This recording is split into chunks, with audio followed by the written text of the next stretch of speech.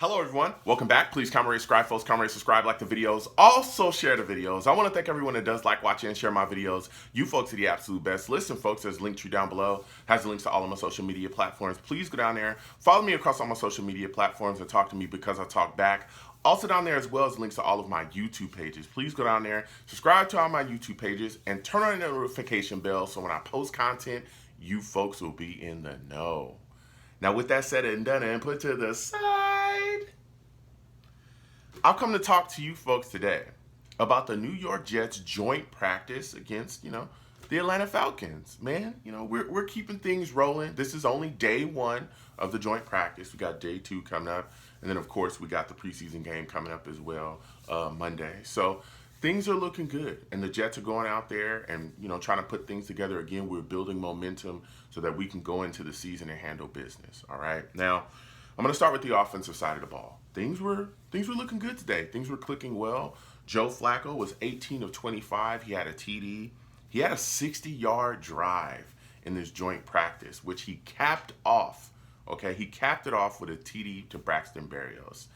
This is good to hear, especially, again, the ongoing situation with Zach Wilson. We know he's healing up from that arthroscopic knee surgery, the bone bruise meniscus tear.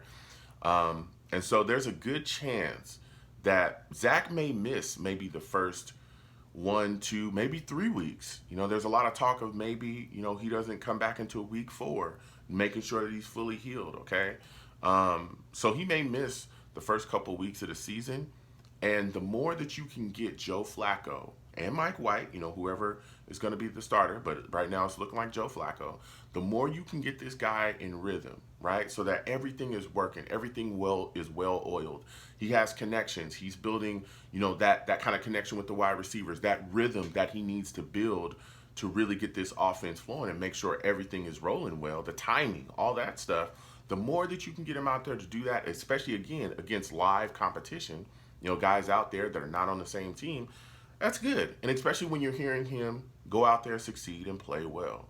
Go out there and do his thing. And he's finishing drives with TDs. Now, again, we know that last season, and again, I know that this is just joint practice, but last season, earlier in the season especially, our offense struggled to cap drives off and finish in the red zone, especially early in the season. We had issues scoring the football early. So it's just good to hear that Flacco's doing his thing out there and things are going well for him as we continue on through this offseason. Now, another guy that played really well as well, that did his thing in this joint practice day one, Elijah Moore, man. Elijah Moore has really, really put people on notice this year, everywhere around the NFL. There's a lot of people talking about him and his talents. He's immensely talented. And he was really showing out at practice. He had 5 catches today. He also had a catch and run of over 40 yards where he put a move on a Falcons defender. It was crazy. It was like a crazy juke move. He cut to his left and then ripped back out to his right. And it was so nasty that the Falcons defender spun around. He spun him around. He spun a grown man around. It was insane. And he was able to scamper and get more yards. I mean, it was an unbelievable move, and it's crazy just to see that. Like when you sit back and watch some of the things that Elijah Moore is doing, you find yourself marveling because it's like, wow, we haven't had that type of talent at wide receiver in so long. And to see that this guy is a Jet, it's crazy. It's absolutely crazy. And even after, the practices, the media was talking to Joe Flacco and they asked him, hey, have you ever played with a player like Elijah Moore? If you have, who would you compare him to? And he literally compared him to Steve Smith. He said, hey, Elijah Moore, Steve Smith, they kind of have that same explosion, that same explosive ability that, boom, they could just take anything and take off and it could be done. I get the ball in his hand and he goes. He said that him and Steve Smith have those kind of similarities. They also have similarities in the way they're route running. They both don't always run the routes the exact same way as everybody else, but Steve was always there on time.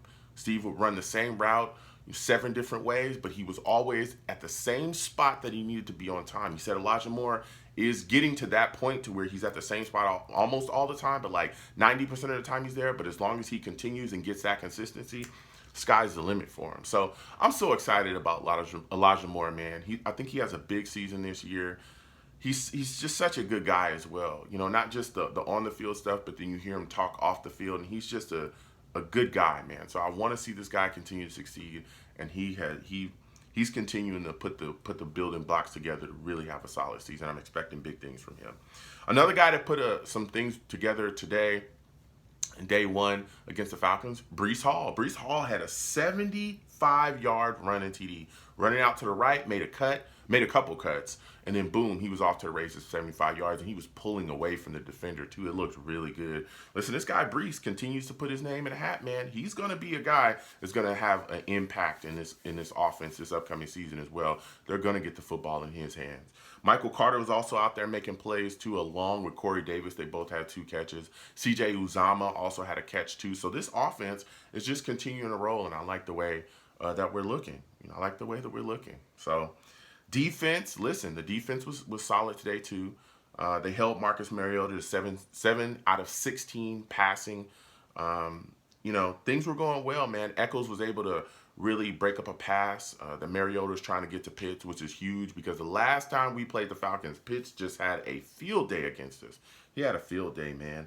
But I tell you what, Marcus Mariota did capitalize on some busted coverages that we had, which, happens. Again, this is joint practices this offseason. You're still trying to figure things out and clean things up. But we had some bad coverages, and Mariota was able to find some guys for some gains, seriously. So we got to clean that stuff up. But I tell you what, a guy that I think we're all excited about had some good plays today as well. Carl Lawson had 2 would-be sacks on the day, all right? Now, that's huge because around this time, last season, we lost him for the season with an injury, with a big injury. And to see this guy battle all that adversity and come back, right? Everything that he had to deal with from, the rehab and all that stuff and just wanting to be on the field and being excited about it, to see him come back now and he's making plays, in practices in the offseason. He's excited about the games he's going to be playing in the upcoming game. Got held out in the first one. Man, that's huge. So I'm excited for Carl Lawson as well. He had some plays today. And there was also, some guys that are injured that are dealing with some stuff. Vinny Curry had an injury as well. It looks like he's jacked up his hamstring. We'll see how long that's going to hold him out. He was really upset, slammed his helmet out of frustration. But hopefully, he'll be back soon. Again, we lost him last season as well, too, hoping that he would really be an impact guy. He had that blood disorder. But he's back. And, hopefully that hammy will get things together and he'll be back, momentarily. Quentin Williams is also still dealing with that ankle injury. I'm kind of wondering what's going on there with that ankle injury, but it seems like it's just a small thing, and they're just kind of coddling it to make sure it doesn't get worse. Again, I do not want Quentin Williams missing time this season, going into the season because of this injury. So hopefully, everything just continues to turn around and get well with him very soon. So comment down below. Let me know what you folks think. Let's go back and forth. Talk to me. I want to hear what you folks think about Flacco, his performance, Breece Hall, Carl Lawson. You know what I'm saying? How do you folks feel about him coming back and doing the things that he's doing? So comment down below. Let me know what you folks think. You folks have a good one. Peace.